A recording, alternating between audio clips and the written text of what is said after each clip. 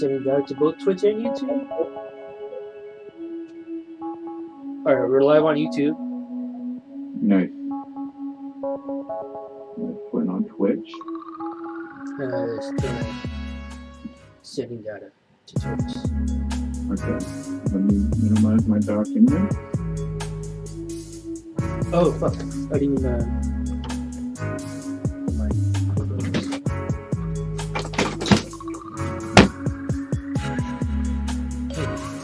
why is it taking so long? Okay, now we're live on Twitch.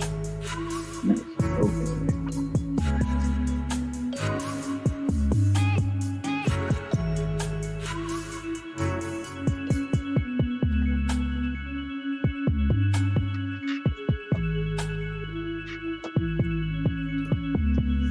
I'm thinking about just going live on IG. You know, like have it on my face while I do the show.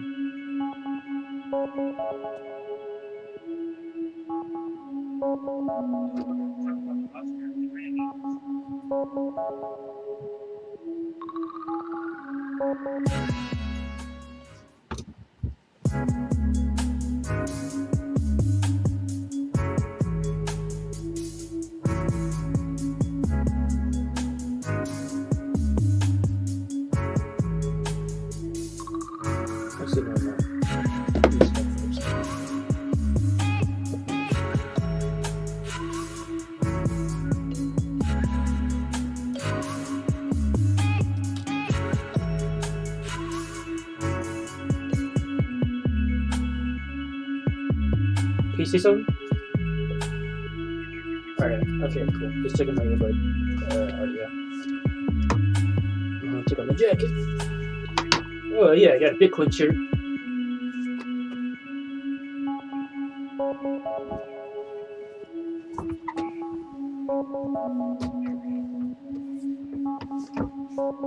Fuck yeah, holy shit. You have more Bitcoin than I do now.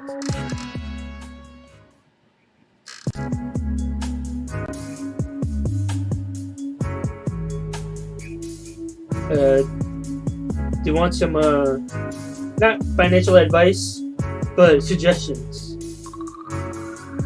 Try to get at least 3,000 ADA.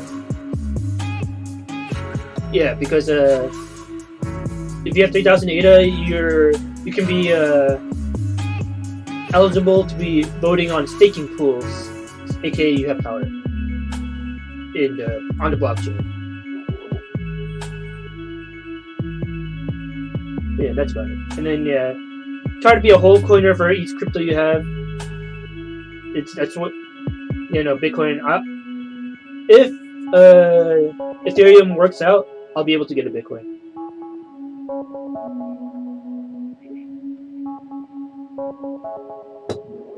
Yes.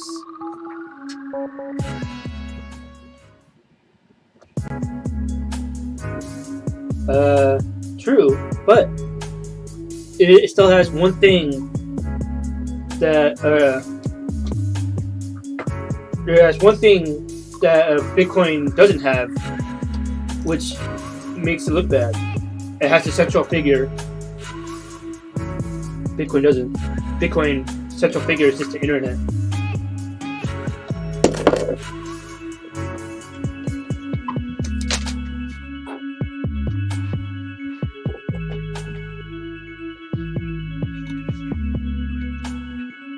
Wait, say that again?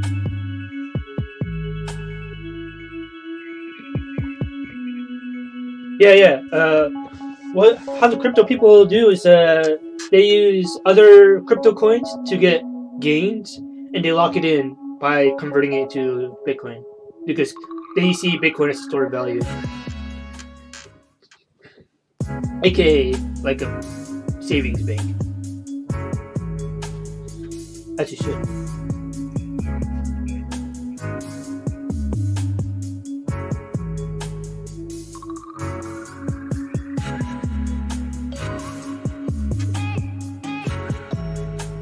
Music is subjective.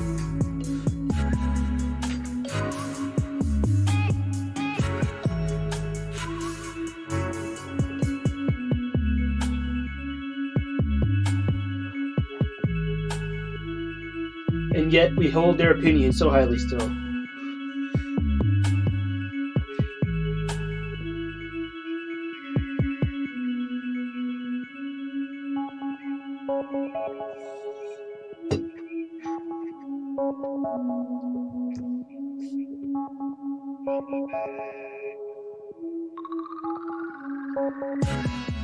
You don't get her music. You are not the target audience, obviously.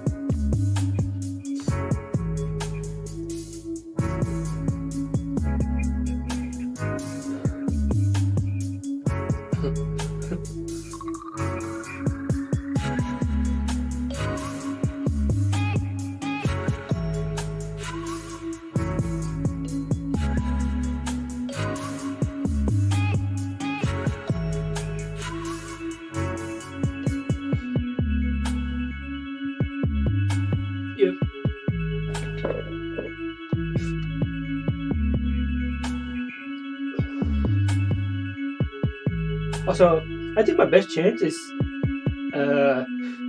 getting with someone at SF State.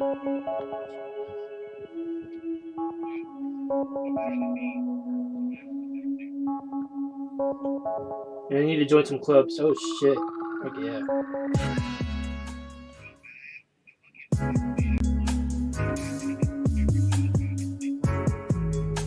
Damn. Cold world.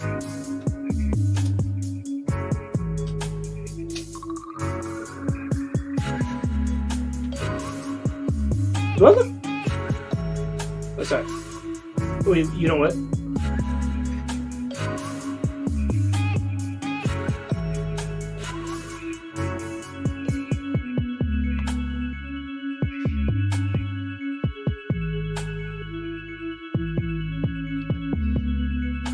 Speaking of working on ourselves, is it me or do I look beefier?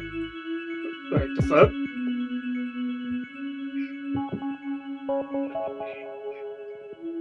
The fuck? It looks weird. It's like my head is on a different body. The fuck? I think it's the shirt. Makes me look big. Like, my chest is not as big. I eat two boiled eggs a day. I think that's what's doing it.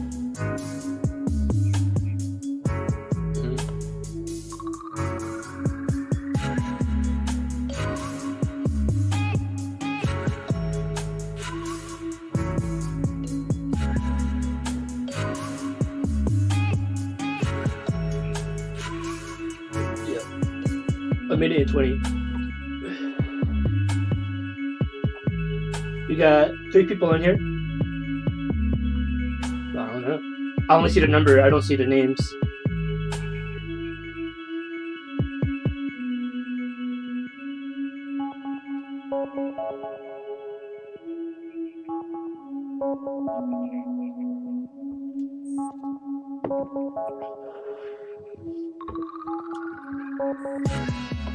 Isn't he?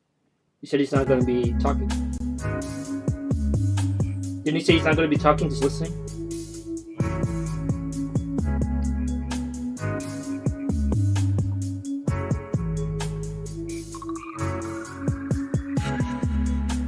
No.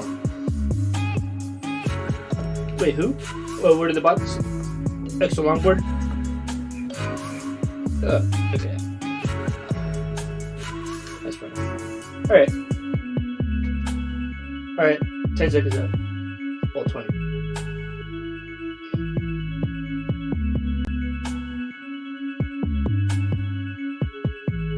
Or 10? 9?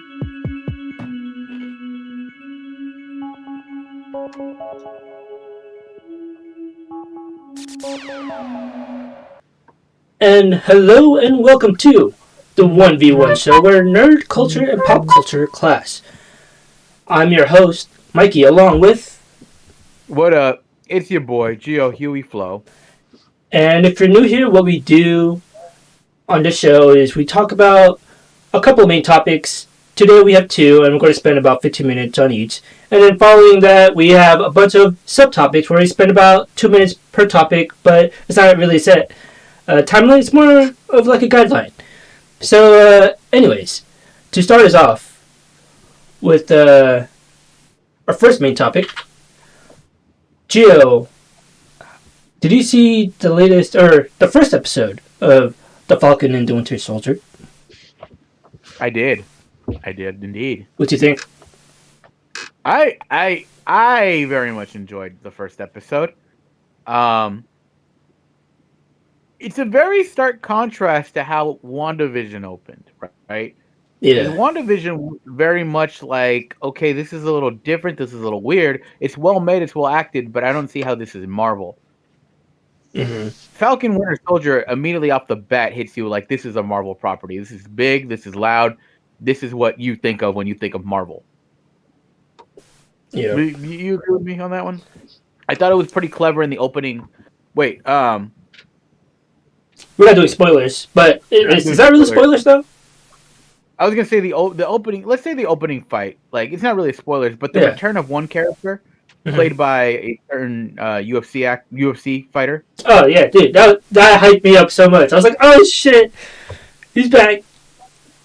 I thought that was a really good callback. I thought that was a smart choice, right? Throughout the episode too, like you got some heart, you got some backstory to what like the families or what they've been going through since the end game. No, because what it seems like a lot of these Marvel Disney Plus shows, right? It seems like the ongoing theme is just the fallout of the snap.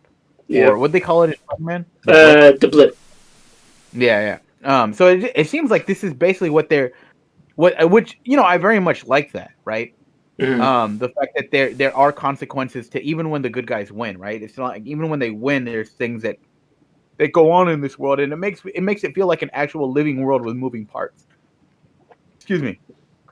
But I gotta say, there's a lot of things that this show has going for it. A lot of questions that I have. A lot of good callbacks, and I thought it was just fantastic. Yeah, I want to say that back to that first fight. To me, it was like okay, because the fight with Batroc, is that how you say his name? Batroc the Leaper. Batroc. Yeah, they opened the Winter Soldier with him setting the tone for the entire movie, and then they do it again, setting the tone for the entire show. And if so, I was like, all right, I'm on board.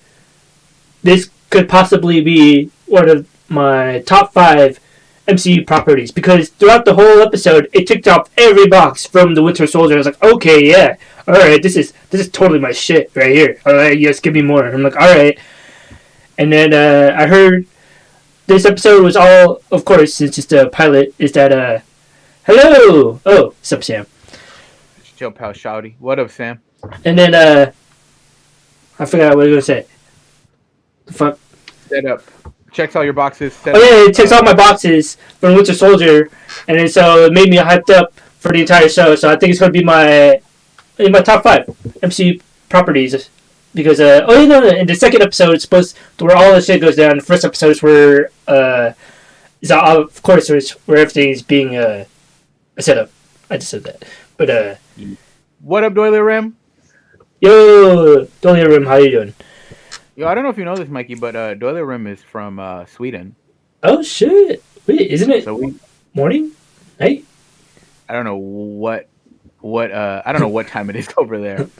But, Anthony Mackie hella weird to me, says Chopal Shawty. Why so Chopal Shawty? Why is Anthony Mackie hella weird? He's just Papa Doc. Yeah, no, for me, yeah, is 2005. Oh, okay. It's not that late. But yeah. I can't unsee him as Papa Doc like ever. Same. I can't unsee Papa Doc whenever I fucking see him. I was like, dude, like the Falcon's real name is Clarence, and he lives with his parents. That's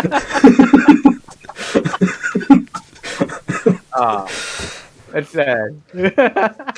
But yeah, I think the stuff with Sebastian Shaw, like kind of about his past, and the scene where he's kind of, hold on, but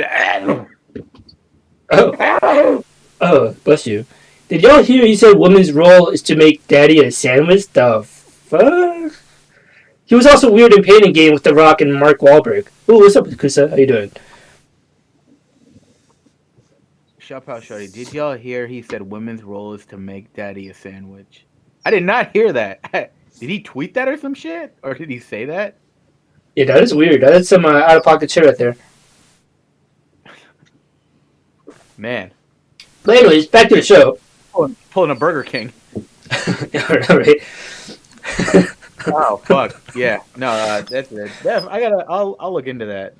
That's some misogyny going on there. There were also articles he pushed for a relationship with Black Widow, aka Scarlett Johansson, in Avengers. That's definitely weirdo shit. What the fuck? Between Falcon and Black Widow? Has there been history between them two? I don't think in the comics there ever has been, and like if there's a thing like okay, if the writers see it like there's a relationship happening in between, but if the actor's like nah dog, there's gotta be a relationship, like you just being a fucking weirdo. Only one scene where they smile at each other. Oh, that's no. I like the direction they went with the Hulk, but anyways, yeah.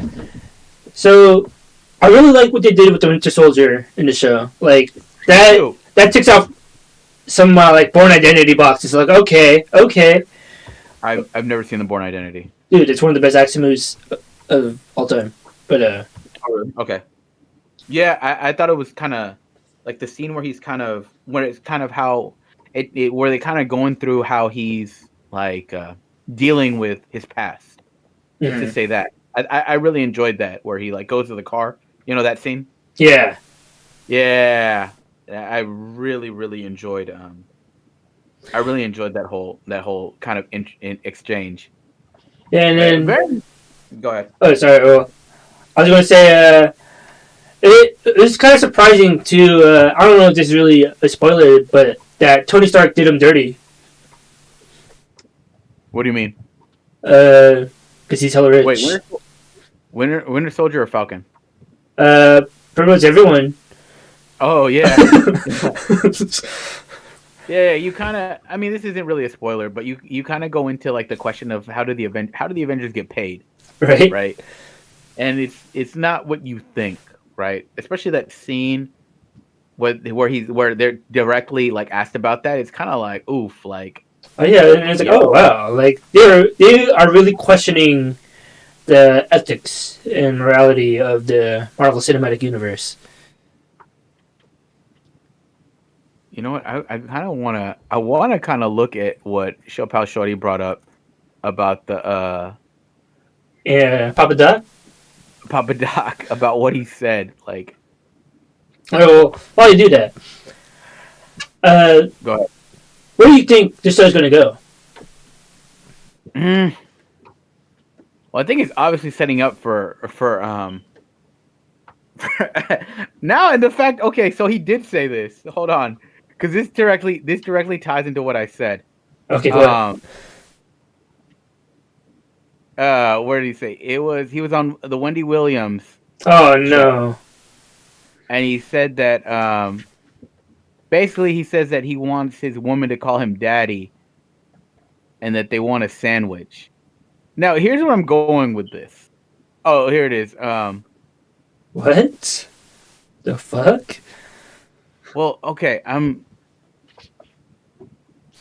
looking at the actual quote, but I don't. It doesn't say any. I gotta watch the video, but it doesn't say where he. It is weird that he's like. How long ago was this?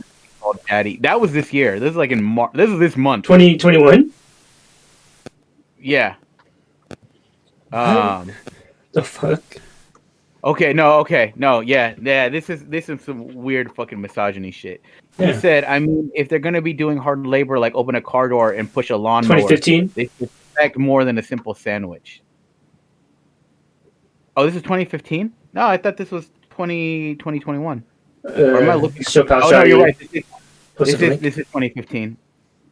I'm looking at a different article than from two. Oh yeah, that was a. This has just got brought up. Maybe he said something new this year. Okay, and it's getting brought up. Maybe because of the show coming out. It's usually the article I brought out was bringing up that 2015 video. Oh. Well, I mean, like I said, like I hope he addresses it. Like it does not something that he just like, keeps being a weirdo about. But the reason I was going to say that, the reason I brought this up is because where I think the show is going is I think that it's going to lead to the Falcon kind of like accepting that role as like the new Captain America. Because remember, at the end of Endgame, he was entrusted with Cap's shield, right? And Cap was like, "How does it feel?" And he says, "Well, it feels like it belongs to someone else." Right, and I think that's basically where the show is going to go, right? With the Falcon kind of coming into his own and trying to embody the ideals of Captain America, which apparently is not who Anthony Mackie is, but we'll see if the Falcon can do it.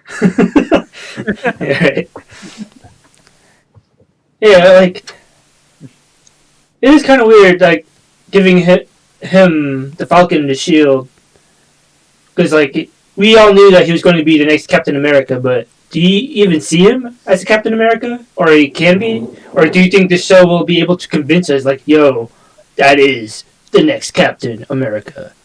So here's the thing, obviously, right, the in the comic books the Falcon does become Captain America, right? There's all these, the comics do all these weird things, but like he is Captain America. It's not like some weird alternate world or like, oh, you're Captain something. He is Captain America. He's the next. He's like the one that takes up the mantle. Right. Yeah, in the history books. And in the comic books, right, they do play a lot on like race relations and how Captain America is a black man, right? And I'm wondering if they're going to lean into that. I mean, it seems that way that they're going to lean into that into the Marvel show. I mean, I think, but I don't know if they're going to lean into it like fully. Maybe they'll hint at it. So I think I think I can see Sam Fisher as Captain America, but can the MCU, like, will they fully commit to that? I don't know. Yeah, like I guess that's what we'll see. Would he be the leader of the next Avengers? See, that's the thing too, because it's like. Because I can't really see it. Like I can't see Papa Doc. Like Papa Doc leading the Avengers. I can't see it.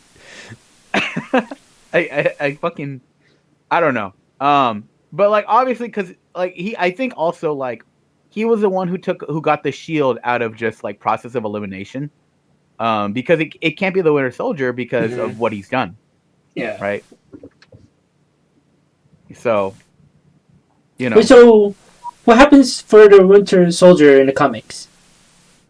Not MCU spoilers, by the way. Just comic spoilers. I fucking can't remember. Like I don't follow the Marvel lore as much as I do the DC lore, but I remember at one point he like becomes like the guy who's like he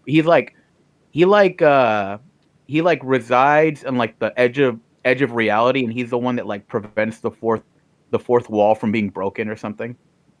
I think I read that in one of the comics, but like he doesn't ever. Well, actually, I don't know if he doesn't ever, but it's not like he's like a full blown like Avenger. Like he's out in the public, like but he kind of. I think he kind of does still. He's a good guy, but kind of like in behind the scenes, from what I remember. So, and I think that would be the role they give him here too. Yeah, like their new Black Widow type ish. Yeah, kind of similar. Like take over Black Widow's spot since she's now gone, even though she has a movie coming out. But I think Black Widow over time has become more of a front-facing like superhero, right? Like she is like in the public eye, like especially since the MCU. Yeah, and in the newer comics, like Black Widow has like become like a full-blown like Avenger. Like she's like in the cover of the games, and because honestly, like I realized the Avengers, like Black Widow is probably their. In modern times, Black Widow is their foremost, like, member of the Avengers that's a woman. Like you could say back in the day it was Wasp because she was like a part of the original Avengers, but like the Avengers don't really have like a Wonder Woman type. Mm-hmm. Yeah, think about it. I guess Captain Marvel, but I guess it'd be Captain Marvel, but Yeah, I was gonna say. she's not always in like the main cast. Like, think about how long it took for Captain Marvel to get a movie. Like, when you think of the Avengers, like Wonder Woman is probably like the second or third person you think of. She's probably the third person because it's always like Batman or Superman. You and Wonder mean Woman. Justice League? You said Avengers. Oh, Justice League. Yeah, my bad.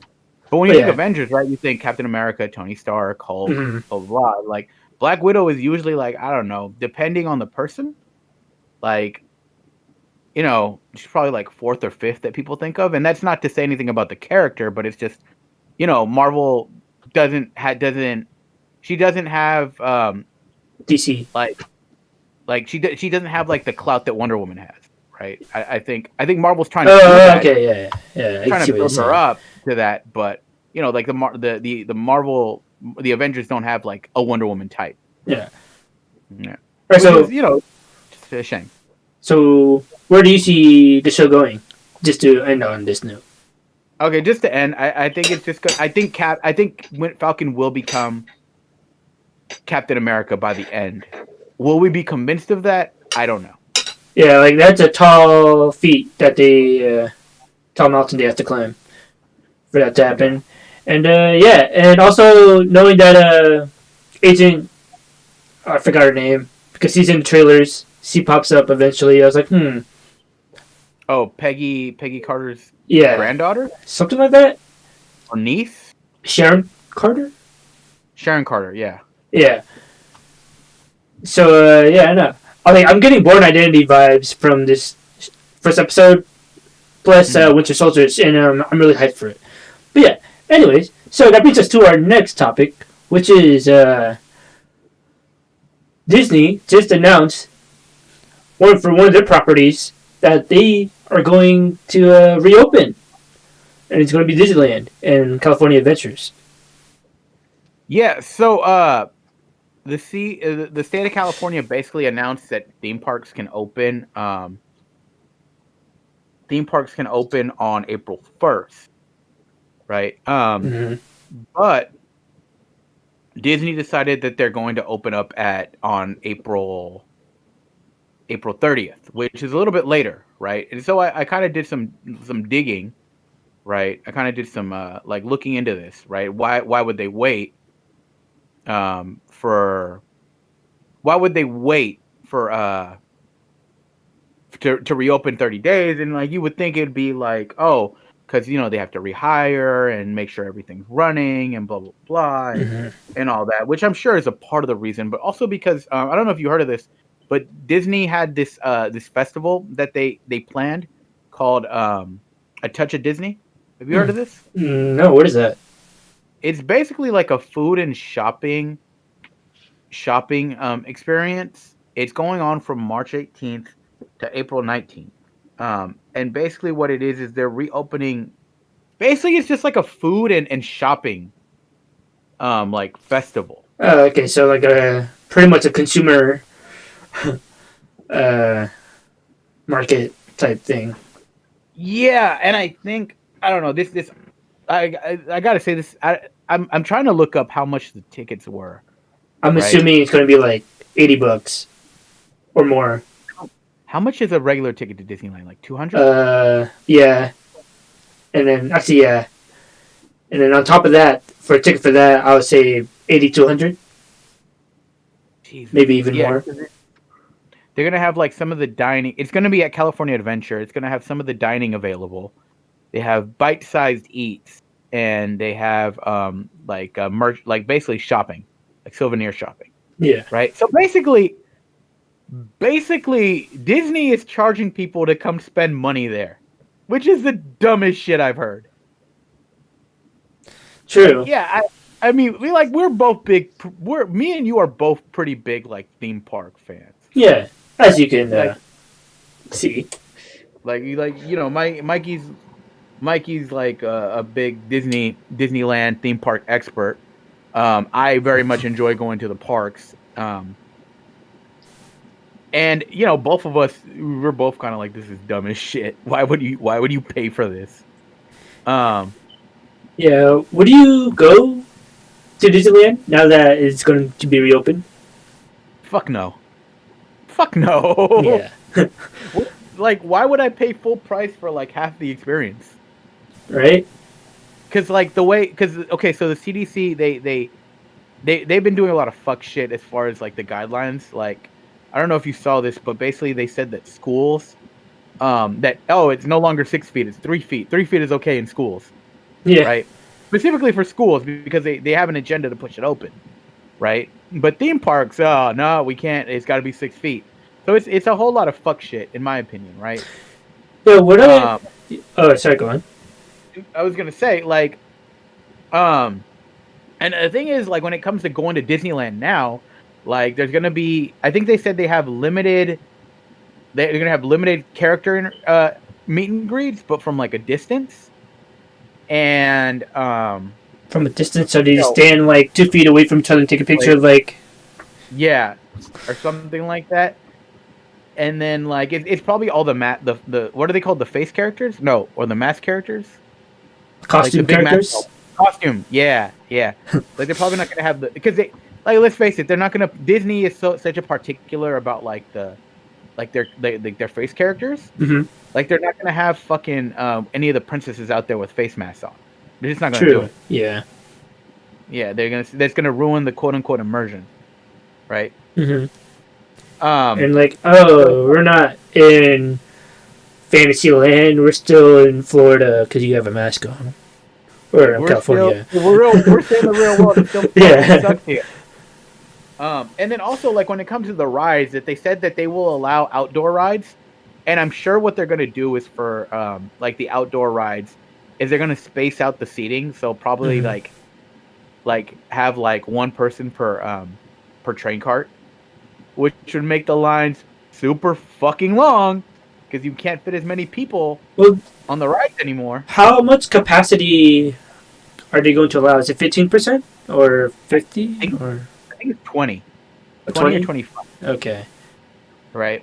Which, yeah, sure, that'll help, but still, like, the lines will probably be hella long because there's only going to be a certain amount of like attractions out there because it's only the outdoor rides. Right. I wonder how hard it's going to be to get tickets. I read you can't scream on the ride. Actually, I looked into this. Wait, you can't scream on the rides? No, I read into that. That was one of the guidelines that this group suggested. But they're not gonna enforce it. Well, because I know in Japan they don't scream on the rides. Like, because of COVID or just in general? No, just in general. Like, that's just how. Like, they just ride the ride without screaming or making much noise to go, oh shit. But they don't express vocally. It's considered rude to be loud in Japan, says Chappelle Shorty. Yeah, Gio. I'm fucked. The Japanese will never accept me. Nah, they'll just see me as a gaijin Totoro. I don't know what that means, but what I found out when traveling on rides, at least. Okay. What I found out that internationally, other countries don't recognize the CDC; they recognize WHO. So if you the World Health Organization. Yeah, so you want to get the certificate from them rather than from CDC if you were going to travel internationally. But we're talking about Disneyland here. Well, yeah, I just. Okay. I found that out yesterday. That also brings up a point though, like talking about internationally, because I've been looking at, because they just opened up Super Nintendo World in Japan, and I was looking at a bunch of videos, and like people are like full on like taking photos and hugging like the Mario characters. And you're like, that should be me. Yes, that should be me. But they're full on like hugging the Mario characters and shit, and granted these characters, like they're probably those are like full on like bodysuits, and they're probably wearing a mask underneath. Because I did notice this, because there's this YouTuber I watch. Her name is Kathy Cat, and she went in like full on like Princess Peach like costume. Mm-hmm. And when she went to take a picture with the Princess Peach, before they took the picture, she actually like took off her mask and gave it to the person the costume character. Her. Oh, okay. and then like she took the picture with the costume character, like without a mask, Huh. right? So I don't know what their guidelines are, but like I don't know if the person wearing the costumes, like even at Disneyland, are they going to be wearing masks underneath their costume? Because that sounds like it'd be hot as fuck. Yeah. Especially if they're, yeah. I'd have to be naked under there to be like cool and comfortable. But I don't think they would allow that. That sounds unbearable. Like to be on those.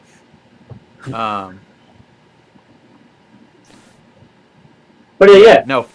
So anyway, compare this to Disney World in Florida. Yeah, I mean Disney World opened up in what, June or July of last year? Yeah. And then they've been following. Oh, they had their own guidelines, even though Florida said there are no guidelines. Yeah, I mean, because Florida honestly didn't give a fuck. Like they were just, we're opening up as soon as possible, and they've been paying for it.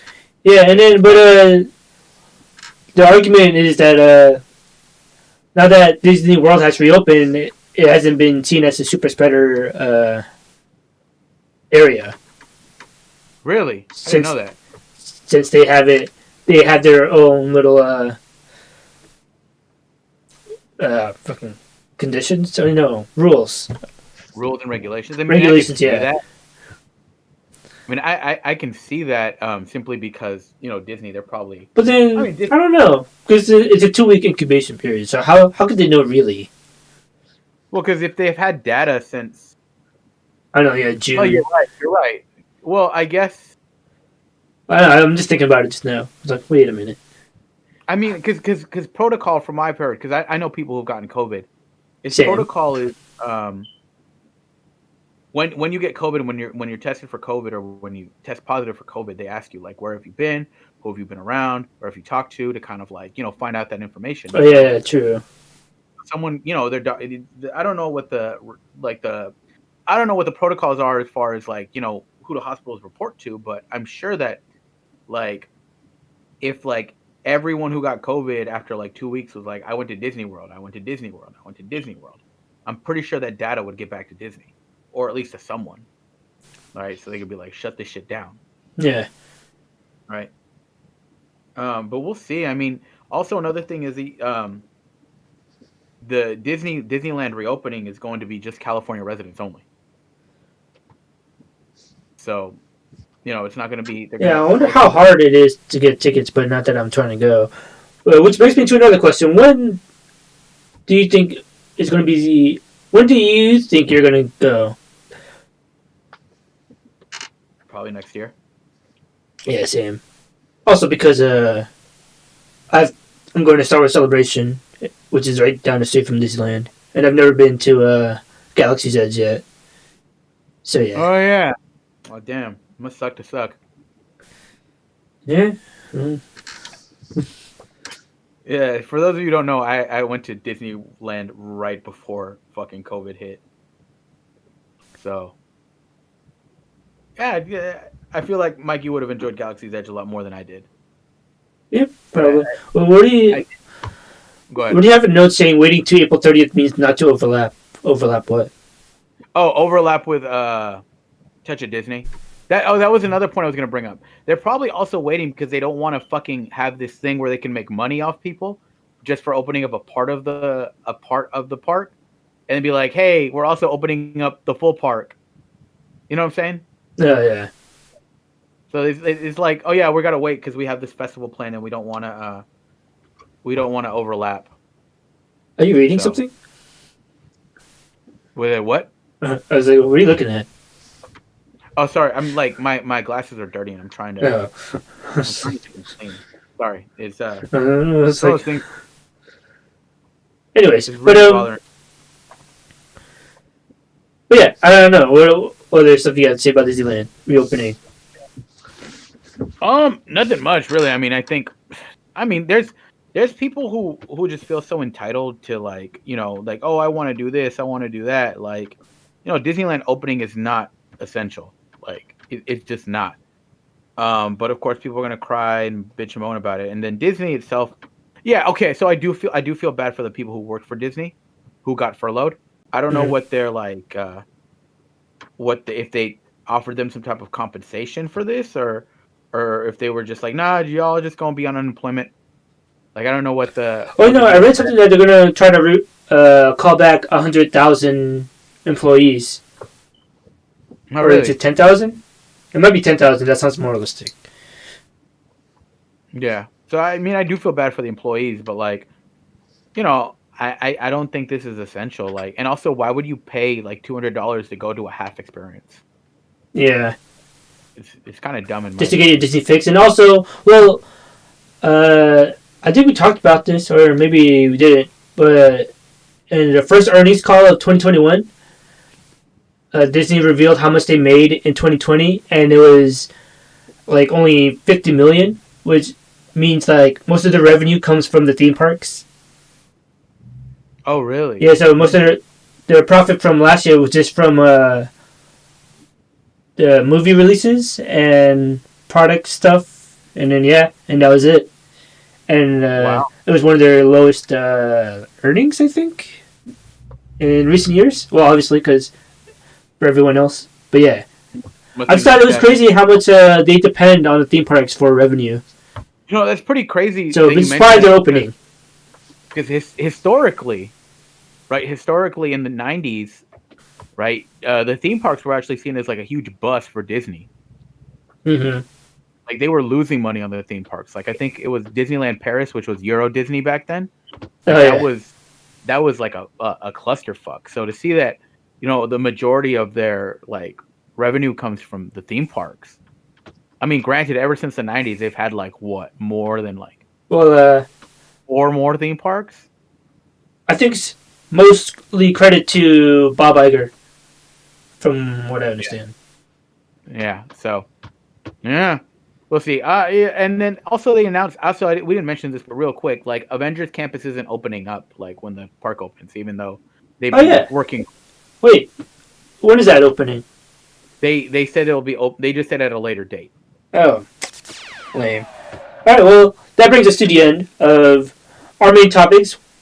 So, if you're new, what we do is we talk about a few main topics for about 15 minutes, and then after that we talk about a bunch of topics for 2 minutes each.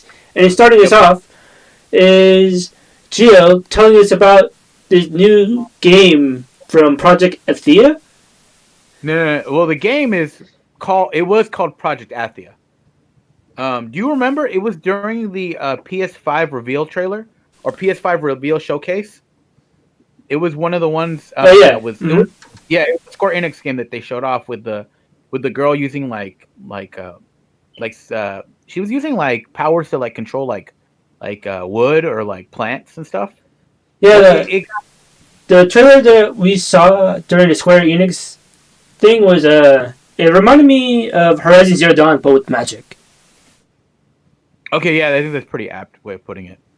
But it was going by Project Athia now. It has a name now. It's Forspoken. Mm. So Square Enix actually showed off a trailer for Forspoken. It was previously as Project Athia. It's created by Luminous Productions, who previously did Final Fantasy 15, and the game is being written by Gary Whitta. Basically the little blurb they gave for the game was in Forspoken, players will take on the role of Frey Holland, who Square Enix describes as a young, ordinary woman who must harness her magical abilities to survive in a beautiful yet cruel world.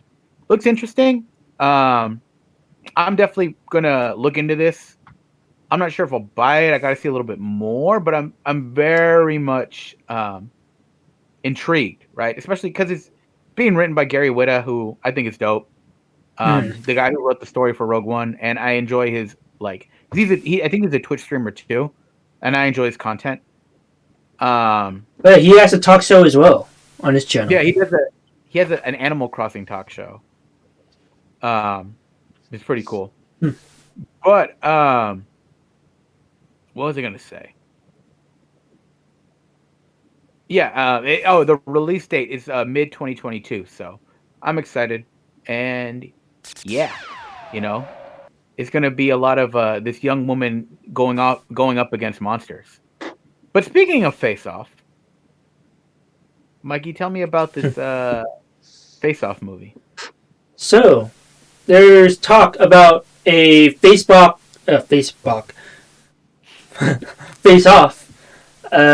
sequel happening with Nicolas Cage and John Travolta both returning, which is crazy, right? And the director is going to be Adam Wingard, who is the director for Godzilla vs. Kong, which isn't out yet, which I'm looking forward to. And yeah, it's going to be following the 1997 John Woo action masterpiece. Have you seen that movie, Gio? No. Like they had an action scene set to Over the Rainbow. It's pretty crazy. But yeah, for those who don't know what Face Off is, it's 1997, way back when. It's about obsessed with bringing terrorist Castor Troy, Nicolas Cage, to justice. FBI agent Sean Archer, John Travolta, tracks down Troy, who has boarded a plane in L.A. After the plane crashes and Troy is severely injured, possibly dead, Archer goes under surgery to remove his face and replace it with Troy's. As Archer tries to use his disguise to elicit information about a bomb from Troy's brother, Troy awakes from a coma and forces the doctor who performed the surgery to give him Archer's face. So yeah, so they have each other's face. And the director... Face Off. Yeah. Like literally and figuratively. But yeah, the director said that some people just assume when I say that it just means it takes place in the world of Face Off when referring to this Face Off movie. To me, Face Off isn't about a procedure or anything like that. It's not about the world that the characters exist in. It's about Sean Archer and it's about Castor Troy, and that's what this movie is about. It's a continuation of that story. It's hard to talk about other than that, but this is to me the definitive continuation of that saga. Isn't it weird whenever you look at the end of that film where, spoilers for the end of Face Off, but yeah, he mentions a particular scene. He's like, yeah, see, like, he could still be alive. But anyways, talking... Wait, who said that? The director. Oh. Yeah, tried to, like, argue, not argue, but, like, explain the reasoning, like, why he could come back. Because he wasn't really dead. I legit thought someone in chat said something. I was, like, looking at chat, like, someone say something? Like, oh, no. But, anyways... Speaking of movies, Gio, what can you tell me about this anime movie, Demon Slayer?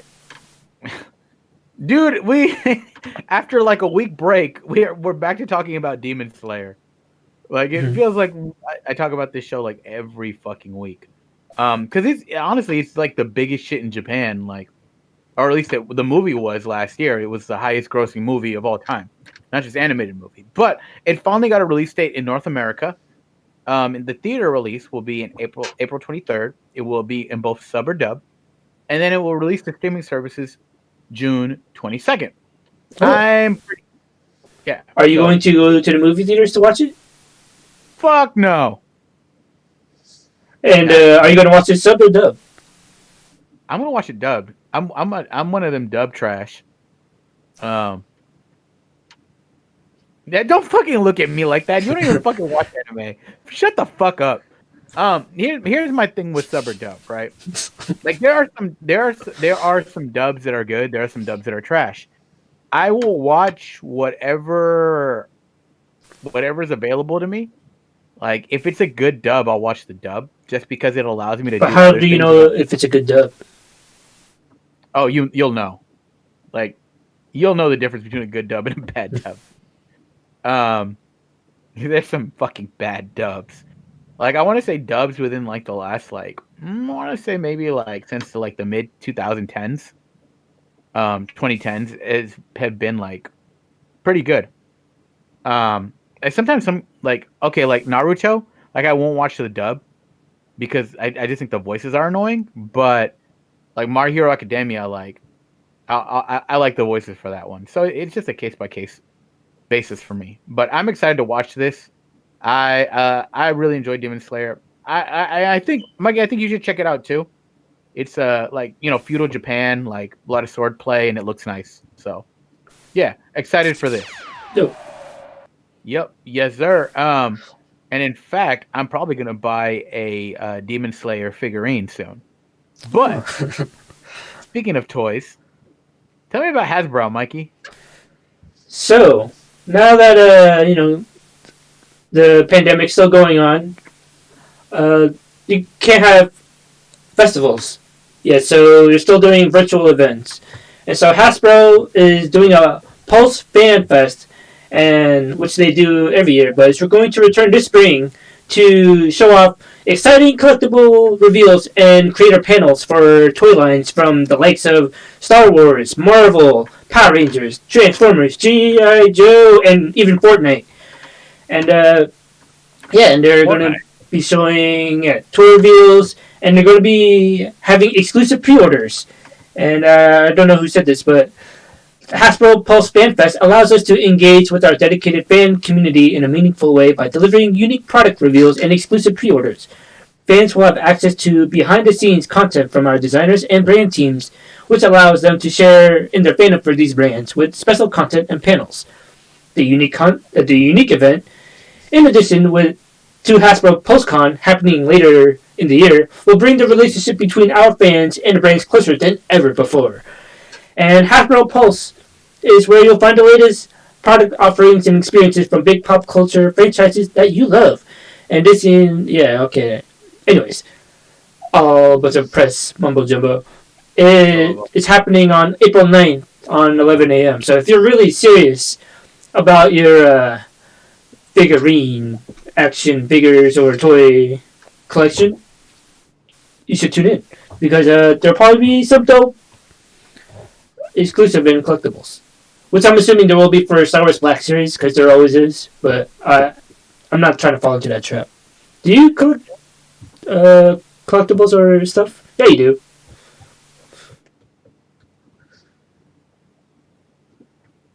Yeah, he collects amiibos. Do you collect anything else? Oh, and vinyls, right? I collect vinyls, amiibos, comic books. I have a set of these. I used to collect these figurines called Eagle Moss, which were they were metal Marvel and DC figurines. I have most of the ones I want, but I'm gonna buy a Scarlet Witch one. Actually, they're a lot cheaper now because they kind of fell out of popularity. So yeah, I don't really collect toys figures. I collect Star Wars lore and poster art. But anyways, speaking of brands and stuff, tell me about Sony buying Evo, or what's this about? All right, so you know what Evo is, right? No, what is that?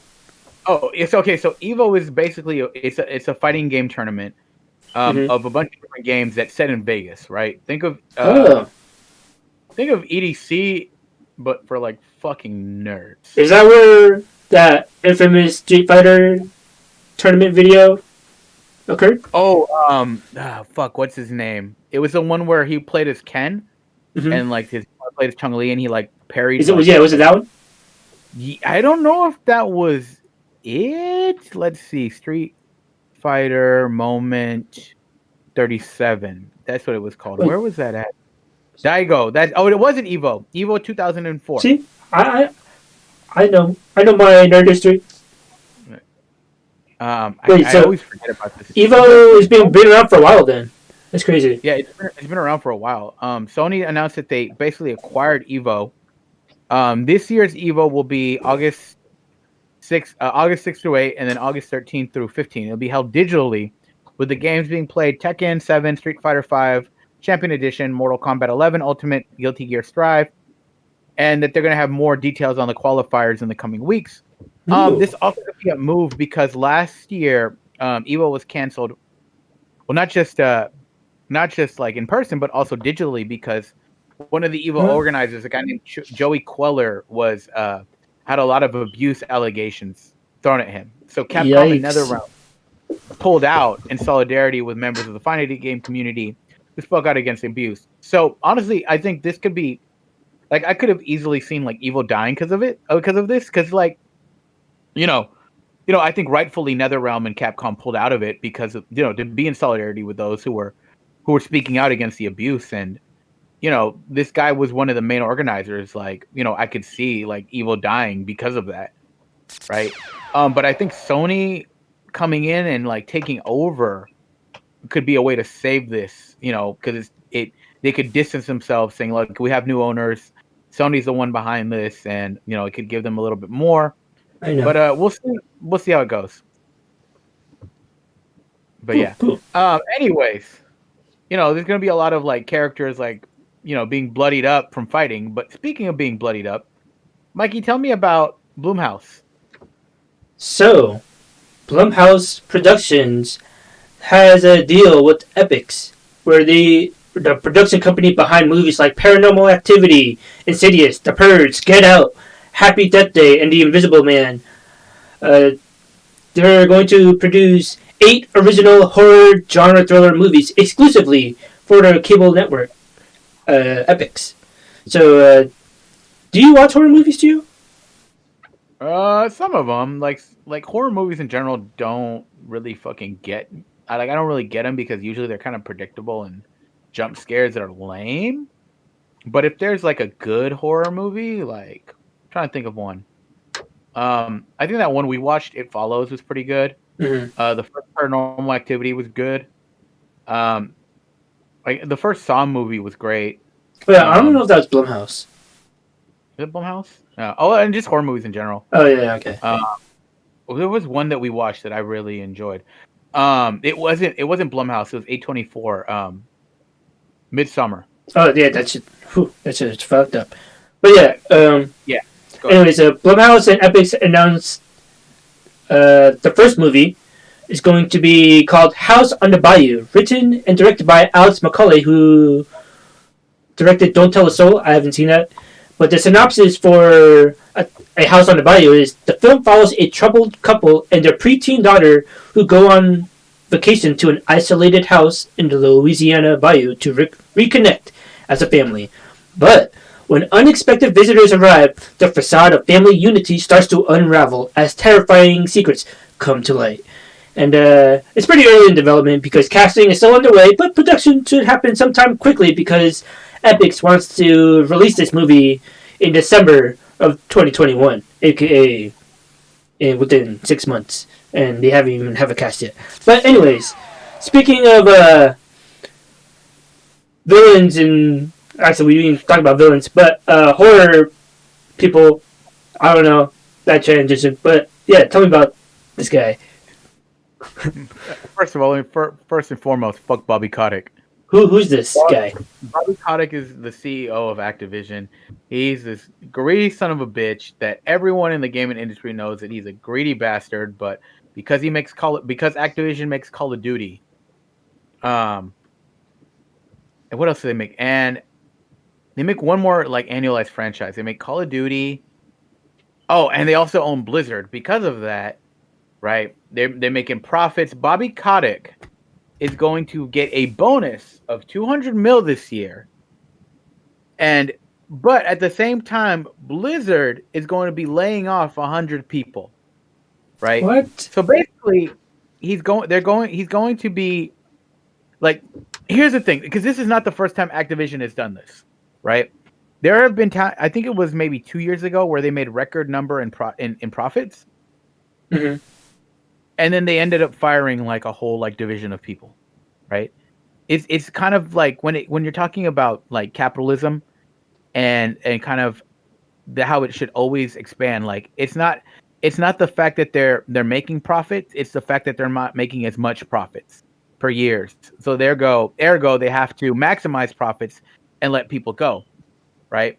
So and he's being rewarded because the stock prices of Activision reached over $100 a share. And it just goes to show you, no matter what anyone says, that the stock market is not an indicator for the economy. It's just it's a whole lot of bullshit. But I know Activision. Yeah. Shut up. Anyways, Activision going Activision, and they're just Bobby Kotick is always just gonna fucking double down on greed, just as he always has historically. So, fuck Bobby Kotick. But anyway, speaking of doubling down, tell me about PSVR 2, Mikey. So yeah, Sony is doubling down on VR because they just released the design for the new PSVR controllers, which kind of look like I forget what it was. it's the Quest controllers. But yeah, they said each VR controller, left and right, includes an adaptive trigger button that adds palpable tension when pressed, similar to what's found in the DualSense for the PS5. And if you play the PS5 game, you'll be familiar with the tension in the L and R2, L2, R2 buttons when you press them, such as when you're drawing your bow to fire an arrow. And when you take that kind of mechanic and apply it to VR, the experience is amplified to the next level. It will also have haptic feedback. The new controller will have haptic feedback optimized for its form factor, making every sensation in the game world more impactful, textured, nuanced. And when you're traversing through rocky desert or trading blows in melee combat, you'll feel the difference, magnifying the extraordinary visual and audio experience that's so central to VR. And there's more features. Finger touch detection. The controller can detect your fingers without pressing any areas where you place your thumb, index, or middle fingers. This enables you to make more natural gestures with your hands during gameplay. And also, tracking. There's not going to be light tracking on these controllers, unlike with the current PSVR controllers, because the VR controllers is going to be tracked by the VR headset itself through a tracking ring across the ring on the bottom of the controller, which you can see. And the action buttons and analog sticks, which is a huge thing because the current PSVR controllers don't have the move sticks at all. It's just buttons.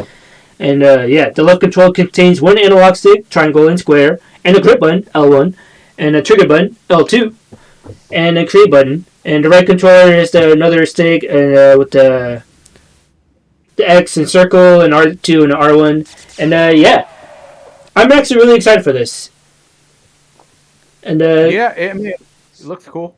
I mean, like, okay, here's my thing. Like, the controller, like, when I first saw it, I was like, this looks stupid as shit. But then I remembered when I looked at the GameCube controller for the first time, I said, this looks dumb as shit. But then I actually held it. I was like, this feels good. So I'm thinking, like, you know, with the tech that you're describing, like, this could be really fucking cool. Yeah, especially with the inside-out tracking with the helmet with no use for the light tracking. That changes the game, in my opinion. And then, if you look at the image, it kind of looks like a weird version of the PS logo. Like on the right side, it looks like a P, and on the left side, you can see the S. Like Superman-ish. I don't know. Anyways, speaking of Sony and VR games in general, Gio, what can you tell me what PlayStation is doing? So, PlayStation basically is like, we want you motherfuckers to stay home this summer. So they're going to give us 10 free games. Ooh. I think it's pretty cool. Here are the 10 games they're going to give you. Absu, Enter the Gungeon, Res Infinite, Subnautica, The Witness, Astrobot Rescue Mission, Moss, Thumper, and Paper Beast. Not only that, but Horizon Zero Dawn will be made available from April 19th to May 14th for free. So, hey, that's what's up. This is kind of seen as a pretty much kind of a goodwill move on Sony's part. It's kind of giving out these 10 free games. And I think, Mikey, you might be able to speak to this more, but I want to say like 4 or 5 of these games are VR games, right? Oh, yep. Yeah, Moss is VR, Astrobot is VR, Paper Beast is VR, and Thumper is VR. And Res Infinite can be played in both flat version, like on your TV, and VR entirely. So Res Infinite. So there's 5 free PSVR games, and these are like among the top 15. Like they're in the top 15 list of PSVR games. So it's a pretty good deal because it's free. Yeah. Well, yeah. Do you think this is a move on like Sony's part to like drum up hype for like new VR by like offering the kind of the better VR experiences for free? Well, I think. Oh yeah. And I think they're trying to show, like, look, we haven't given up on VR. We're here to stay. And here's showing you, like, to prove it. Enjoy these games because these are really good games. And it entices people to get a PSVR. Like, do these games entice you at all? Or no? A little bit? I think for me, right, I'm just going to wait till the PSVR 2 comes out. Yeah, that brings us to another thing. Like, there's rumors thinking that the PSVR 2 will come out next holiday season, so would it be just worth just to wait? We don't even know how much it's going to be.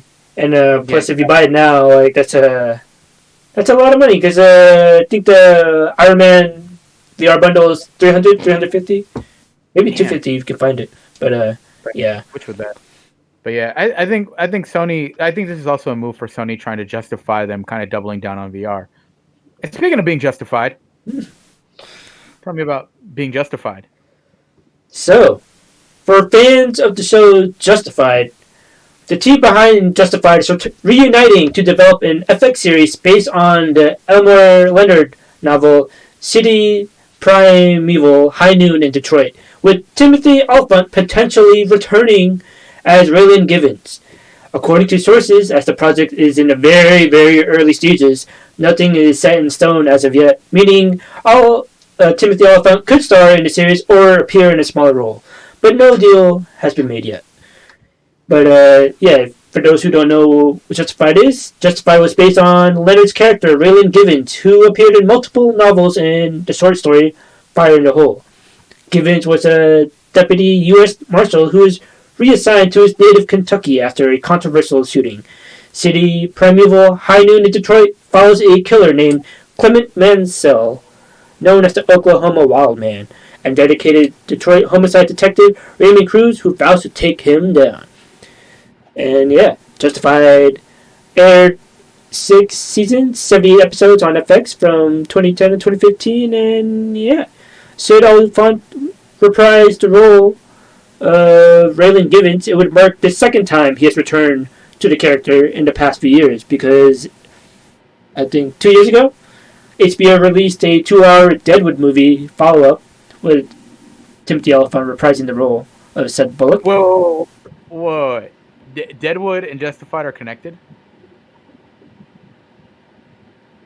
Oh wait, no. Never mind. I read it wrong. Sorry.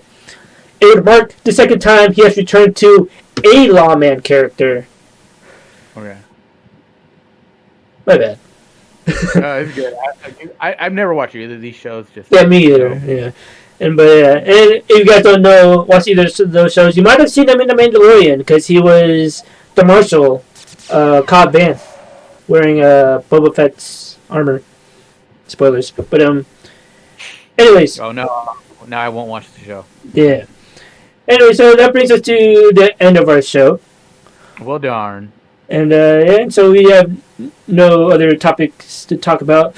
So we will see you guys later. Wait, actually, there's another thing that just came out this weekend, and I think it was the Snyder Cut. Gio, tell us about the Snyder Cut. Snyder Cut. All right, so this is basically just going to be a quick review roundup of the Snyder Cut. Mm-hmm. I haven't seen it, Mikey. I don't think you've seen it either. Yeah, no.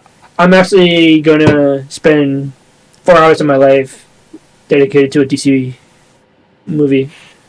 I'm going to watch it today, too. So I'm going to buy a burrito. I'm going to watch it today. So basically, just to let you all know, the Snyder Cut is out.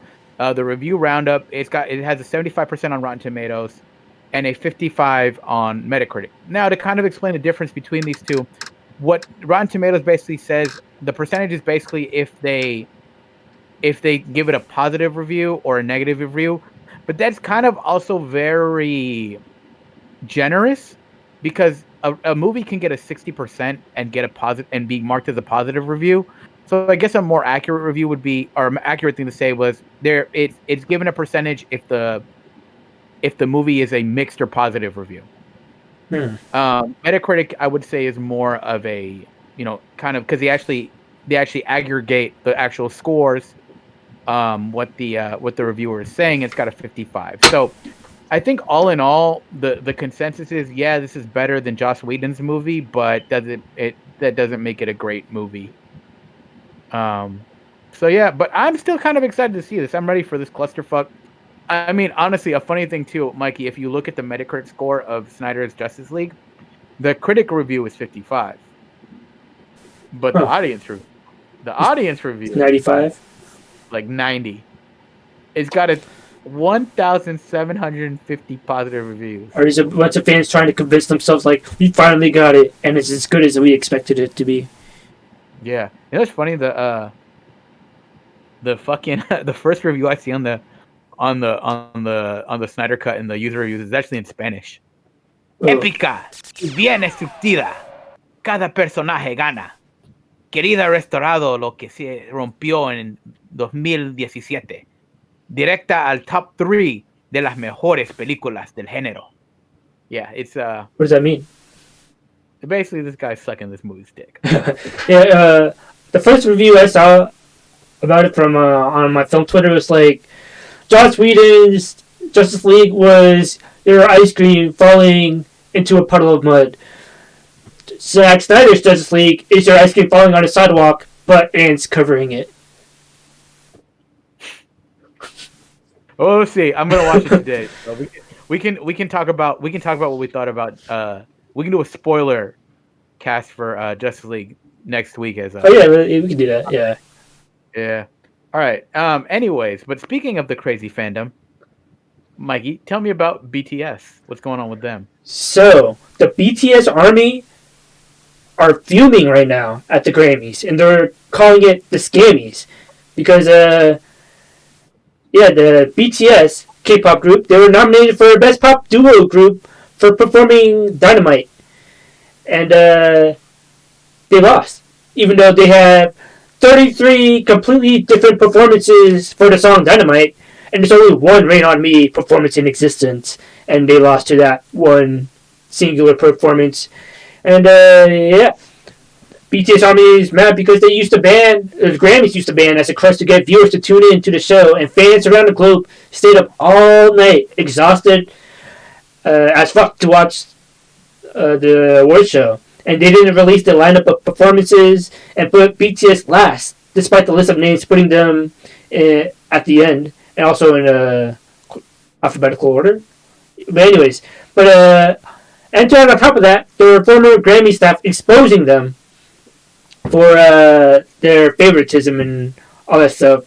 And even in the pre-show, the Grammys pre-show stream went from 1.2 million viewers to 400K once BTS didn't win. So they used the right. They got fucking ratioed. Yeah, they used the fan base to hype up the performance, BTS performance, and in the end, they disrespected BTS by not letting them speak or get the award, with many statistics which show how much they deserve it in comparison to all the other groups. Which, by the way, they're not even real groups or duos. They were just collabs. BTS is an actual group. But yet, they lost, and BTS around the world are angry. And BTS stayed up all night, exhausted as fuck too. Chappelle already says in the chat, and the only group in the category. Wait, who'd they lose to again? I don't know. You can tell me that because why don't you tell me about the Grammys, Gio? Well, I don't have every fucking category fucking memorized, but I can talk about just the Grammys happened this past Saturday, and surprise, surprise, another mediocre white woman won again. I mean, there were some cool things, like as far as awards show, but definitely, BTS Army, I'm with you. I support you 100%. I want you to go in and destroy the Taylor Swift fans because Taylor Swift won Album of the Year, undeservedly, again. Wait, who was she up against? So she was up against the nominees this year wouldn't be anyone I would pick, right? But they were up against Janae Aiko, Black Pumas, Coldplay, Jacob Collier, Haim, Dua Lipa, and Post Malone. And then tough category. Yeah, I'm not a fan of any of these. Yeah. I heard the Dua Lipa record was pretty good. I don't know what Post Malone is there because he's, he's popular. Coldplay is kind of just like Grammy bait. I didn't listen to the new Janae Aiko album. I think, I don't know. Chappelle Shorty, do you have any knowledge on how that album is? I think you're a Janae Aiko fan, if I remember correctly. I thought it was Aiko. What's up? I thought it was Aiko. Is it Aiko? Is it Aiko or Aiko? I thought it was Aiko. I thought it was Aiko. I gotta do some research on that. But anyways, also, some cool stuff. Acorn. Shut up. Damn it. God damn it! Who invited this guy? 3 shots to the kettle one. Anyways, song of the year was "I Can't Breathe" by her, which I thought was pretty cool. That of her winning. You know, she is someone who was local to our area. You know, shout outs to her. Shout outs to her. I think she's Black and Filipino, so shout out to Black people. Shout out to Filipino people. Fun fact. What is this? 7 degrees of bacon. Chopal Shadi was actually classmates with her. In middle school. I personally would have wanted "The Box" by Roddy Ricch to win. That was my song of the year, but you know sorry. Sorry, go on. I'm happy her won. At least it wasn't fucking Billie Eilish with fucking Taylor Swift. Late last night I found there was a trap remix of "The Box" with Michael Jackson on it, and it was fire. Really? Yeah, I was like, oh shit, this sounds actually pretty dope. Anyways. Also, I think best new artist, it was Megan Thee Stallion, which I think she deserves it, but I wouldn't have classified her as a new artist because I think she came out like 2 years ago. But I'm happy she won. Doja Cat, who I'm not a big fan of. Well, the secret community thought that she was new. Yeah, true. Cheetah, she's a pretty dope rapper. I enjoy her. D Smoke, I've never heard of this guy. I know I'm going over time with this, but that's fine. They're like guidelines anyway. Yeah, but D Smoke, have you heard of this dude, Mikey? I've heard of him from you, probably. No, I've never heard of him before either. Okay, never mind. So D Smoke, this dude, I just found out about him. He won this Netflix like hip hop show, like reality, like contest show. And this dude is kind of a little inspiration for me because he's 35 years old and he was a teacher at Inglewood. Like, damn, like that's pretty dope. Like he's like, because I've been feeling the age thing lately, or ever since I turned 30 and the pandemic hit. But just seeing someone older than me like succeed in the hip hop game, like who was also a teacher, like that's what's up. Like that's what's up. Also, last thing I want to go on, because I was just going to go over general, but Billie Eilish winning Record of the Year is fucking gross to me, and yeah, I don't fuck Billie Eilish. Yeah, trash. Okay. But yeah. Anyways, speaking of trash, tell me about the Oscars, Mikey. Well, yeah, Oscars and award shows don't really mean anything in general because, we all find out that there's actually this secret little committees that play favoritism. But just because, there's Oscar nominations, let's talk about it. So Mank led the pack with 10 nominations, including nods for Best Picture, Best Director, Best Actor, Supporting Actress. Other major contenders include Nomadland, The Trial of Chicago 7, Minari, The Father, and The Sound of Metal, with each of them walking away with 6 nominations. And just behind those films is Promising Young Woman, Ma Rainey's Black Bottom with 5 nominations, and Soul and One Night in Miami each earned 3 nominations. And it's surprising because there was a snub. Delroy Lindo didn't get nominated for Best Actor for his work in The Five Bloods, which he had with Chadwick Boseman, which is such a good movie, and he did such a good job, in my opinion. And another surprise is that Judas and the Black Messiah landed 2 Best Supporting Actor nominations, which people were surprised they were supporting and not Best Actor. I think maybe for Lakeith Stanfield, which I'm super happy for Lakeith Stanfield. I've been hyped on that guy ever since Short Term 12. I was like, okay, that guy's a feature Oscar winner, and I hope he wins because he's really talented. And one black and everyone. I'm rooting for everyone who is a minority. So I'm rooting for Lakeith Stanfield, and I'm rooting for Stephen. What's his name? Stephen Yu. I'm rooting for them. And even Borat got a nomination. And what else? I know, right? And but another surprising snub was nothing for Regina King for Spike Lee and Shaka King as black directors are getting shut out because the Spike Lee, the Five Up Bloods, dude, I can't praise that enough. And yeah, Paul Raci lands Best Supporting for Sound of Metal, And Eurovision Song Contest lands a nomination, which is a surprise. And people were happy that Jared Leto wasn't nominated for his mediocre work in The Little Things. And Andra Day got a nomination for her Hulu original, The United States versus Billie Holiday. And yeah. And I didn't even know there was a Pinocchio live action movie because he got 2 nominations, which is super random. I thought that's random as shit. Here is my problem, Mikey. What? How did Demon Slayer not get nominated for our Best Animated Movie? Oh yeah. Or maybe when did that come out? Last year. Maybe they didn't. Oh, I'm about to sneeze. Maybe they didn't submit it in time, or I don't know. Some bullshit. How did Lisa not get a nomination for best original song? I don't know. It's some bullshit. I fought off my sneeze. But yeah. But anyways, speaking of things that are on TV, what's happening with NFL? Yeah, so the NFL is like out here like making Monday moves. The NFL signed a new TV deal. It signed a multi-rights deal with Amazon, CBS, ESPN/ABC, Fox, and NBC, which will go into effect into the 2023 season.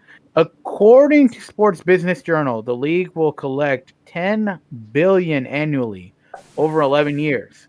Now, here's the thing that's kind of crazy about this deal. Everyone fucking hates Thursday night football. Why? Because usually the matchups are really shitty, and it's on the NFL Network. Mm-hmm. No one really likes the NFL Network because other than Thursday night football, all they show is like people talking about the NFL. And I love like sports shows, but like I can't watch it 24 hours because at a certain point you're just going to run out of news to talk about. Mm-hmm. And it's just like, on loop. There's nothing really to watch. Or they show like old games. There's some cool documentaries on there, but like it's not a channel that a lot of people pay for, right? But under this new deal, Thursday Night Football will move exclusively to Amazon Prime,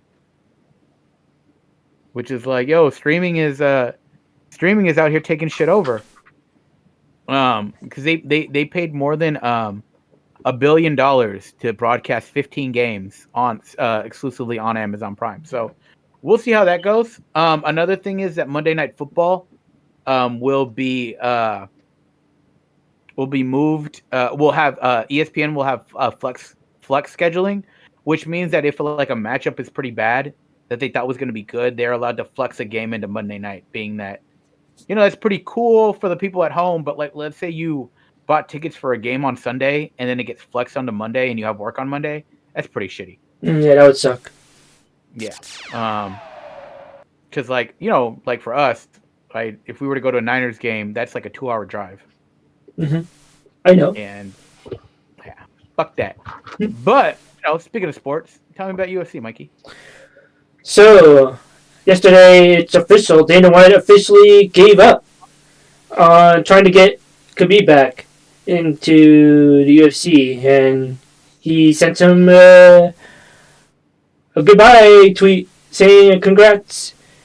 And yeah, so Khabib's officially retired. And to make a comparison to make sense of how big this is like if Michael Jordan retired from the NBA and never came back. Like this, like he's retiring on top of the game, Khabib. And yeah, and then of course Conor McGregor responded, "Happy retirement, kid. Smell you later. Never forget who came in the game and made you. Straight from my big Irish balls. Remember, folks, if you hate cutting weight so much, all you have to do is move up with division. God bless." Conor McGregor being a dick. And Khabib responded to Dana White. Dana White, thank you so much, and the entire UFC team for the opportunity to prove myself. You guys have changed many lives forever because of this sport. I'll never forget your attitude towards me, Dana White. My father, who passed away, did not forget, and my sons will remember you. We had a real conversation today between men. And yeah, so Khabib went 16-0 in the UFC, 29-0, undefeated his entire career. And yeah, his last street fight, he defeated Conor McGregor, Dustin Poirier, and Justin Gaethje, who are all like straight up like assassins in division. Yeah, and so with him being retired officially, now the matchup for the vacated belt, lightweight belt, is now Charles Oliveira and Michael Chandler, which is really exciting because Charles Oliveira is on a multi-fight win streak. So is Michael Chandler, and I think Michael Chandler is going to get it. And also, bantamweight division, I know I'm about to go a little over. Cody Garbrandt, who was out for a little while because he had coronavirus complications, which is crazy. An elite UFC athlete having complications from COVID. He said he couldn't train correctly and all that stuff. That was in November. But now, he's finally doing okay. And so he has a fight against Rob Font, which is a fire matchup. And TJ Dillashaw, who was suspended for taking steroids and got caught. He's making his return to fight Corey Sandhagen, who just knocked out Frankie Edgar, which is crazy. And there's also talks about Dominic Cruz versus Jose Aldo, which will be probably one of the best fights of all time. Anyways. Oh, there's also tonight, Derek Brunson versus Kevin Holland, which is going to be a really, really dope matchup because they're both. It's going to be a stand-up fight, I think. And Kevin Holland, if you like Nick Diaz, you'll like Kevin Holland because he talks a lot of shit during the fight. Anyways, speaking, Stockton, yeah. Anyways, speaking of individuals who are important, Gio, who is Jade Raymond? Tell me about her. All right, so Jade Raymond. So the reason why Jade Raymond is in this news story is because she's an executive producer for She was an executive producer for some of the more big Assassin's Creed games. Mm-hmm. She was executive producer for Assassin's Creed 2, Assassin's Creed Bloodlines, Splinter Cell, Blacklist, Watch Dogs, and she was managing director for Assassin's Creed Unity as well as Far Cry 4. She was pretty much a big producer in some big Ubisoft games, right? Oh. So the thing about her, right, that's weird is that, well, she was previously at Stadia, right? And Stadia, we talked about how it kind of just went to shit. And yeah, it went to shit. But like Sony recently in a tweet announced, hey, we have this new studio named Haven, and they name dropped her. They're like, that's created by Jade Raymond to create a new IP for Sony. Right, so the fact that PlayStation just kind of dropped this was a little weird. Jade Raymond in like I guess in the industry circles, I don't want to say she's like a has-been, but like she kind of hasn't really made anything of note in a while. She was a general manager for Star Wars Battlefront 2, but that that wasn't the best of game. But like the fact that they name dropped her, like they're trying to kind of make this seem like a big thing. I mean, she did. The Assassin's Creed games were successful. She does have success in this field. But she's creating a new IP for them, which is going to be, I don't want to say I'm excited for it, but I thought it was pretty interesting how they just kind of dropped this in a tweet.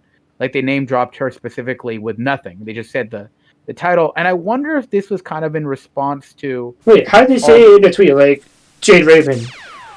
They just said like Studio Haven, a Jade Raymond led studio. Oh, interesting. Yeah, so I wonder if this is kind of in response to like the Microsoft and Bethesda talk that was like last week. They kind of just let's put out that we have big names coming to us too. So, yeah, we'll see. But I don't know what the next story is, so I'm gonna just say. Speaking of which, Mikey, what the fuck is Capital Riot?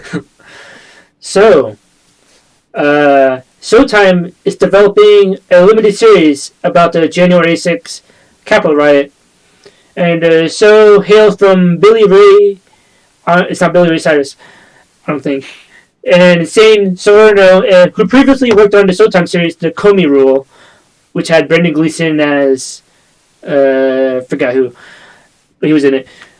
Ray will write the series in addition to directing, with Salerno executive producing. Josh McLaughlin will. I don't know who these people are, but The limited series will examine and explore multiple points of view of the events leading up to the January 6th attack on the U.S. Capitol, including the final days of the Trump administration, and culminate with the attack itself, the aftermath, and the FBI congressional investigations.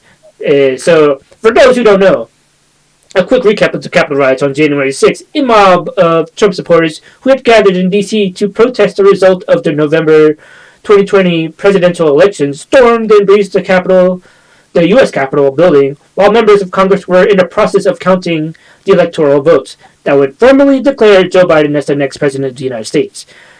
Those lawmakers were evacuated, but the rioters flooded the Capitol complex, occupying and ransacking the empty Senate and House of Representative chambers. So, yeah, I don't know how many episodes this is going to be. I'm probably not going to watch it, to be honest, because I didn't even watch the Comey rule. But if I hear good things about it, I'll probably watch it. What do you think about this? I don't know how to feel, honestly. I'm like, this is something we just lived, and it's like a fucking clusterfuck. It's a stain on American history, and yes, we need to address it, and like, you know. I don't think the states have even, dried up yet. Yeah, that's the thing. Like, I think we're still living in this moment, and, there could be more of a fallout from, to make I want to say definitive, but it will, to most people watching this series, to them will be like, oh, so this is what really happened, when we still trying to put all the pieces together. Yeah, there's still a lot of people who enabled this shit to happen still in power, and they can go fuck themselves. Yeah, but anyways, this is crazy how the world is, because sometimes you just feel like Life is Strange. Gio, fuck you. Tell us about Life is Strange. I saw that coming from a fucking mile away. Fuck, he's gonna go for it. But yeah, no. Fuck you. Anyways, so Square Enix, they announced the new Life is Strange game coming out. It's called Life is Strange: True Colors. Have you played the first two games? I have not played the first two games. It seems like they would be very you games, to be honest. Because I played the first one. It's pretty cool, but I didn't finish it. Yeah, so Life is Strange: True Colors. What I like about the series is I might play this one. Every game. So I want to say there's 3 main games, including this one, and a side game, which is kind of like a prequel to one of the first game. Mm-hmm. But it's like an anthology or compilation to where every game is like its own separate story. And in this one, you take the role of this girl or this woman named Alex Chen, who is reuniting with her brother after I think 8 years in a town called Haven. Alex has the ability to she has the ability of empathy, of an empath, to where she can notice the auras of people based on their emotions, and kind of understand what they're feeling if she concentrates and why they're feeling that way. Right? So after her brother is tragically murdered, it's up to her to kind of figure out what's going on. That's crazy. That was spoilers for the non-canon show Agents of S.H.I.E.L.D. That ended up to be Agent May's power. Wait, what? Yeah, it's spoilers for non-canon MCU property. Agent May died, and she came back, and she had powers that she can. Her emotions were the same as whoever she was in the room with. She could feel their fear, their nervousness, or the bravery, or whatever. It's pretty interesting. Anyways, sorry. But anyways, yeah. So the game it's not an episodic game. They're going to release it all at once, which I enjoy. Which is probably why I never got into the Life is Strange games, because I'm not a fan of episodic games like that. I'm not a fan of that. But it's kind of like or can you just view it like a visual novel with chapters? Well, the thing is, usually episodic games like that, they usually end on a cliffhanger, and that drives me nuts. Yeah, but all the games are out now.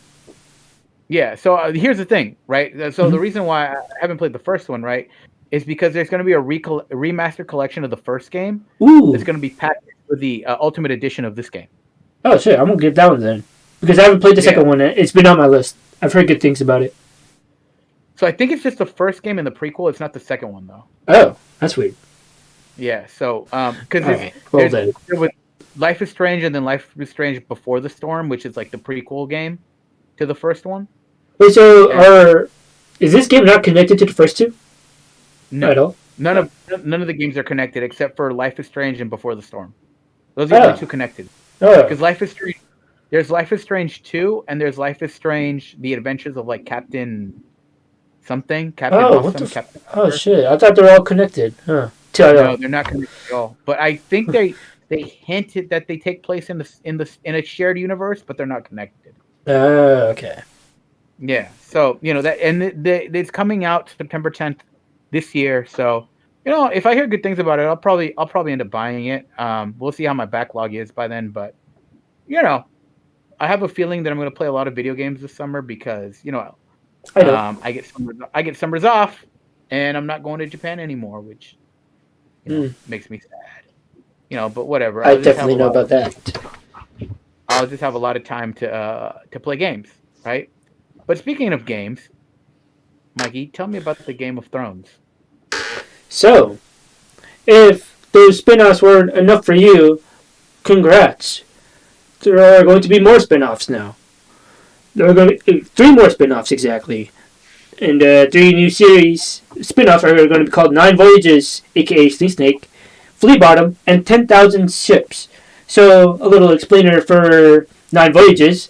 It refers to the great voyages at sea made by Lord Corlys Velaryon, who is shown in the picture. He's a distant relation of the Targaryens, also descended from ancient Valyria like them, and later his grandson, Lord Alan Velaryon, aboard the ship Sea Snake. He journeyed from the Westeros to cities like Essos, like Lys, Tyros, and Myr, to far-off fabled lands like Ashai by the Shadow, and Yeti, Lang, and the frozen seas north of Westeros.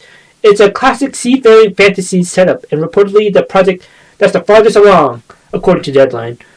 The Mentalist creator and Realm creator, co-creator Bruno Heller is reportedly involved in this project, alongside with George R. R. Martin. And the second project, Fleabottom, is supposed to be an Amaze-like King's Landing slum of Fleabottom, which was featured prominently in the first 4 seasons of Game of Thrones, where Arya fled there after escaping the Red Keep, and Robert Baratheon's bastard Gendry was also born there. There aren't details on the story or the characters involved like in the Fleabottom series, but it sounds like the most boring one. Anyways, the other one, 10,000 Ships, which sounds pretty epic just by the title alone, refers to the journey made by Princess Nymeria and their surviving Rhoynaris after their defeat in an ancient war with Valyria and Essos to Dorne, about 1,000 years before the events of A Song of Ice and Fire.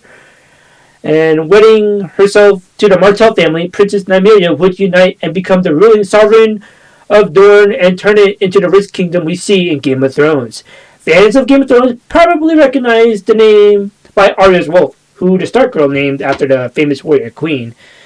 So yeah, lots of Game of Thrones spin-offs, and just to keep track of all of them, we got the House of the Dragon, which is about the Targaryens. We got Tales of Dunk and Egg in development. We had the animated HBO spin-off show, also in development. And there's also talks about Robert's Rebellion being made. And now we have these 3. 9 Voyages, Fleabottom, and 10,000 Ships. So yeah, that is a lot of spin-offs. And I don't know if I'm going to watch all of those. But you're going to ask me what I think, and I already know. I don't give a shit. Yeah. Yeah, no. But, yeah, so that brings us to the end of our show. And I think Gio has a final word for us. Yeah. Yes, sir. Mikey, give me the one. All right. So, always make sure that when you're out there in the real world that you work hard and you play hard and you game hard, right? Just like these evil fighting tournaments are going on. Make sure you learn and grow from your experiences. Like, hopefully, Papa Doc is learning from his past faux pauses and becoming a better person for the questionable things he might have said. Don't be an asshole, and make sure you stay safe. And don't be like the CDC and change your minds about what is safe and what's not. Other than that, this has been your boy, Gio Flo, and Mikey. Wishing you a good day. Remember, stay thriving and stay surviving. Make sure you stick around after the show for our post show, and we will see you all next week. Have a good one. Also, follow us on our socials. Oh yeah, follow us on our socials. All right. Sorry. Peace. Okay.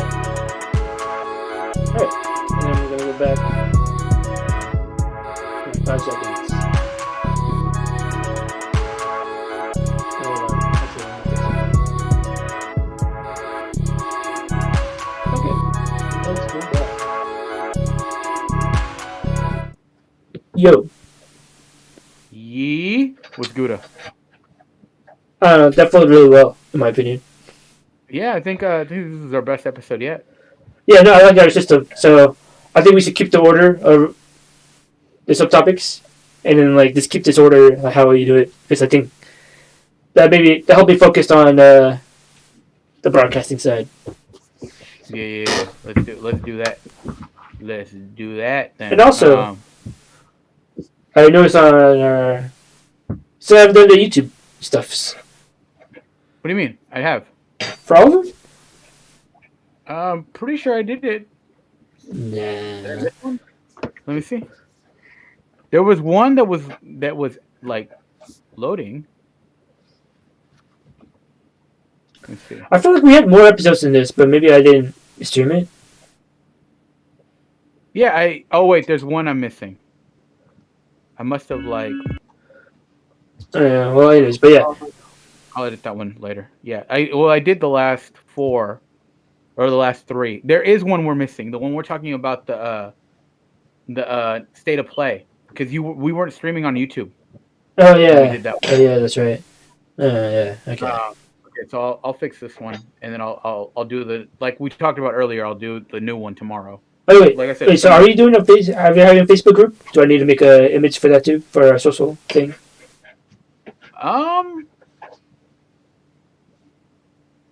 Let me look at it, because I want to see what's the difference between a group and a page. For sure. Yeah. So let me look into what the differences between those are, and hopefully I can get people to like it. I followed a bunch of my friends on Instagram on our page, and hopefully they were. For sure. All right. Well, So, I'm gonna go eat now because I'm hella hungry. yeah. All right, Doc. All right then, everyone. Follow us on our socials up there, and on our Discord, pretty active. And yeah, until then, we'll see you guys next time. Later. Bye. Later.